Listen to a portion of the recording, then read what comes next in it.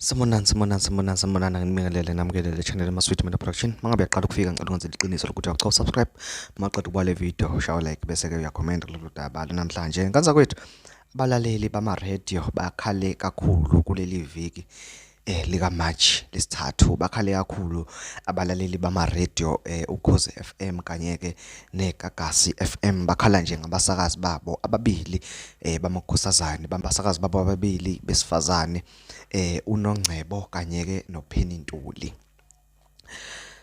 Abalaleli boKhozi FM bathi bona ngeke besalalela uKhozi FM ngesonto. Nganza kwethu uKhozi FM angazi uma liyabona yini ukuthi ke njengamanje lokhu licindezele njalo lubabeke unyawo la abalaleli balo, liyabanyathela, liyabacindezela ngezinto ezilokhu ke zenzeka. Ngutshela ke lezi ndaba emva kokuthi ke kuphume ilineup yoKhozi FM ingamvezi uNongcebo, ingamvezi nangokhala ukuthi ke uzobe ephethe ke luphi uhlelo osekwenzeke abantu bathi bona angeke basalalela kuKhozi FM ngesonto.